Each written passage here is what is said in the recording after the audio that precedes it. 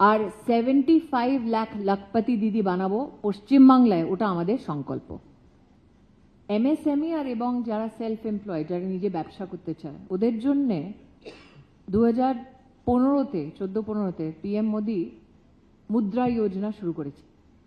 তখন থেকে আজ অবধি নাগাদ 3,40,000 কোটি টাকা মুদ্রা যোজনাতে পশ্চিমবাংলায় দেওয়া হয়েছে।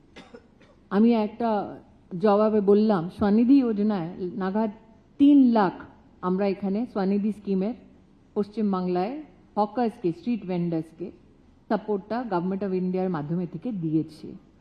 কিন্তু কোনো এন্টারপ্রাইজের জন্য সবচেয়ে যে প্রথম একটা কন্ডিশন, ওটা আছে ল অ্যান্ড অর্ডারের ইনফ্রাস্ট্রাকচারটা ভালো হয়ে থাকা। আজকে পশ্চিমবাংলায়, আর চার্জশিটে শুভেন্দুদা আপনি ছিলেন, কত এমএসএমইর আর বিজনেসেস পশ্চিমবাংলা ছেড়ে গেছে? 6,000 থেকে বেশি। This is the evidence of the misgovernance of the TMC in West Bengal.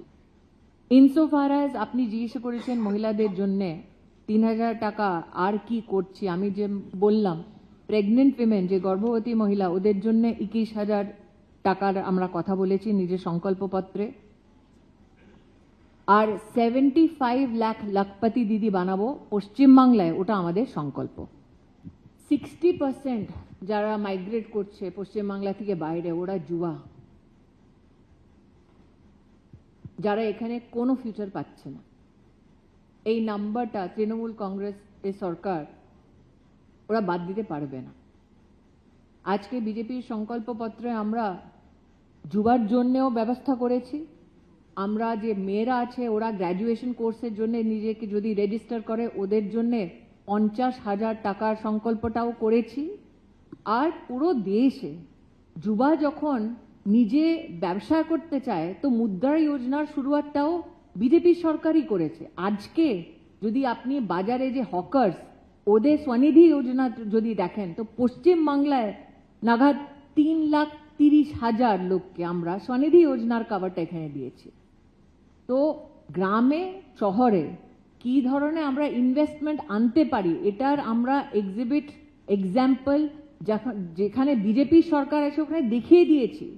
যেই রাজ্যে ল অ্যান্ড অর্ডার কোল্যাপস হচ্ছে, যেই রাজ্যে মালদা জেলায় জুডিশিয়াল অফিসার্সকে হস্টেজ রাখা হচ্ছে, ওই রাজ্যে যখন মমতা বন্দ্যোপাধ্যায় উনি কথা বলছেন কি কিভাবে ইনভেস্টমেন্ট আসবে, যখন পালায়ন হচ্ছে, आई थिंक वही आयरनीटा सबाई पश्चिम बांग्लाয় বোঝে। आपने मुझसे प्रश्न किया कि बाकी राज्यों में और पश्चिम बंगाल में इलेक्शनियरिंग में क्या फर्क है। सबसे स्टार्क फर्क अगर आपको दिखलाना है तो मालदा में जिस प्रकार से जुडिशियल ऑफिसर्स को हॉस्टेज रखा गया, वो मैंने किसी राज्य में नहीं देखा। देश की महामहिम राष्ट्रपति का जिस प्रकार से पश्चिम बंगाल में अपमान किया तृणमूल की सरकार ने, वो मैंने कहीं नहीं देखा। सुप्रीम कोर्ट को स्वयं ये कहना पड़ा कि अगर चीफ जस्टिस हाईकोर्ट के फोन करते हैं तो क्या सरकार फोन तक नहीं उठाती जब विपदा में है जजेस। ये नजारा मैंने कहीं नहीं देखा। हमारे प्रधानमंत्री का, गृह मंत्री का अपमान तो अब हम सब लोगों के लिए कार्यकर्ता के नाते तृणमूल की एक राजनीतिक निशानी है, लेकिन हमने कभी भी कार्यकर्ता के नाते महामहिम राष्ट्रपति का इस प्रकार से अपमान नहीं देखा। जुडिशियल ऑफिसर्स को हॉस्टेज होते कभी नहीं देखा। देखिए, व्यक्तिगत रूप से मैं इनको इंडिया अलायंस इसलिए नहीं कहती हूं क्योंकि जिस प्रकार की राजनीति ये करते हैं, उस प्रकार की राजनीति का कहीं ना कहीं समकक्ष इस्तेमाल भारत के किसी भी शब्द से नहीं होना चाहिए।